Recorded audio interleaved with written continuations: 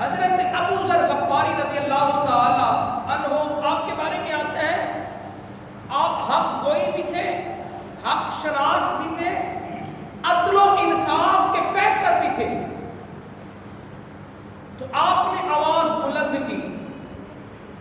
کس بات پر بلند آواز کی؟ کہ لوگوں نے مدینے کے اندر سونا اور چاندی کو جمع کرنا شروع کر دیا.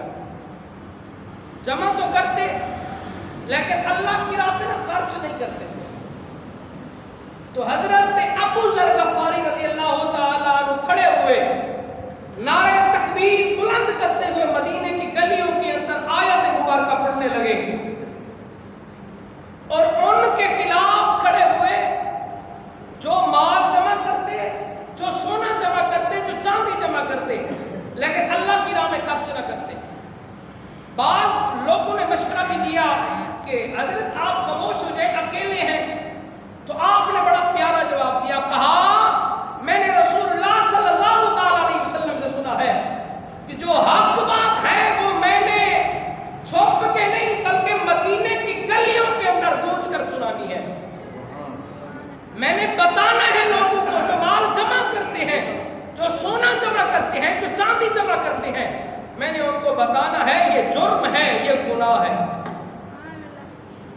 تو یاد رکھنا مال جمع کرنا کوئی بڑی بات نہیں ہے، بلکہ اصل بات تو یہ ہے کہ اللہ نے مال دیا ہے تو پھر اس مال کو اللہ کی راہ پہ خرچ کریں.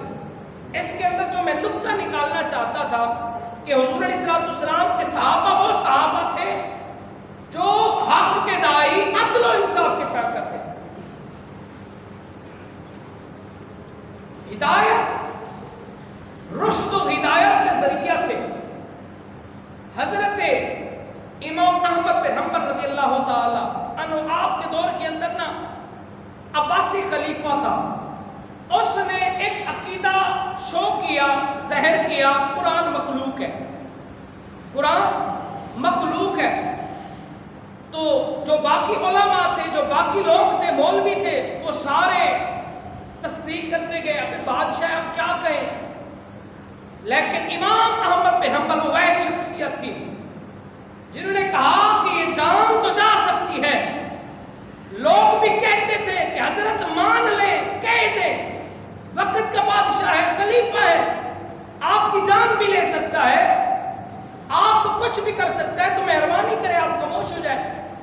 تو حضرت امام احمد بن حنبل نے کہا یہ جان تو جا سکتی ہے لیکن ہم نے دین کے اندر ایک ہی بات پڑھی ہے، جو غلط ہے تو غلط ہے. اگر آج ہم خاموش ہو گئے تو پھر یہ باطل عقیدہ ظاہر ہو جائے گا، لوگ پھر قرآن کو مخلوق سمجھنے لگیں گے.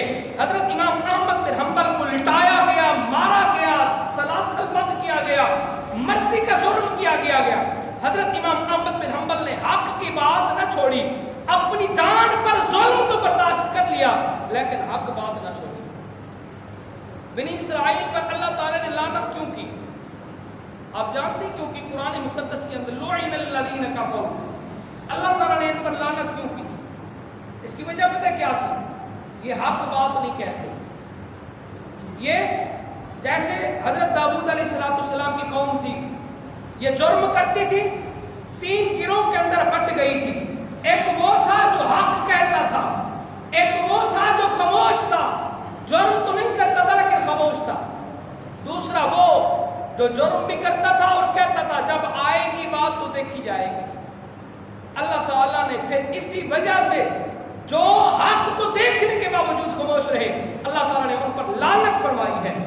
تو ان 3 باتوں سے ایک ہی بات میں نے اخذ کی ہے، نکالا ہے نتیجہ 4 باتوں سے کہ جب بھی بات کریں نا تو ڈٹ کے کریں، بغیر کسی دنیا داروں کے، بغیر کسی ظالم حکمران کے. میں نے اپنی زندگی کے اندر ایک مرد کلندر دیکھا ہے جس کو دنیا امیر المجاہدین کے نام سے جانتی ہے. انہوں نے بیک وقت پوری دنیا کے کافروں کو للکارا بھی ہے، ظالم حکمرانوں کو بھی للکارا ہے، 1 انچ بھی حضور کی ذات کی خاطر پیچھے نہیں ہٹے. کہا ذرا نفی کرے، جمع تقسیم کرے، کچھ مرضی کرے، آگے جائیں پیچھے جائیں، دائیں بائیں کہیں بھی جائیں، آگے حضور کھڑے. بس یہ وہ شخصیت تھی میری زندگی کے اندر، جن کو میں نے سنا بھی ہے، پہچانا بھی ہے، مانا بھی ہے، جنہوں نے ظالم حکمران کے سامنے ڈٹ کر کھڑے ہوئے، لیکن وہی خادم حسین رضوی جو ٹانگوں سے معذور لوگ اور وقت کے حکمران سیاسی گھسیٹا ان کو، چلنے کے قابل نہیں تھے، آپ معذور تھے، لیکن آپ گھسیٹے گئے، مار کھاتے گئے، جیل بند ہوتے گئے، لیکن اپنی جان کی پرواہ نہیں کی۔ کہا جہاں حضور کے دین کی بات ہوگی، جہاں اسلام اور شریعت کی بات ہوگی، وہاں پہ کمپرومائز نہیں ہوگا۔ میرے ساتھ کچھ مرضی کر لیں، میری پکڑی اتار کے گرا دے، کچھ مرضی کر لیں، لیکن جہاں پہ حضور کی بات ہوگی تو وہاں پہ کمپرومائز یا نرم گوشم میرے حساب کے اندر نہیں ہوگا۔ تو یاد رکھنا، کبھی بھی کسی عالم کو سننا ہو نا تو امیر مجاہدین کو سننا، تمہارا ایمان تازہ ہوگا۔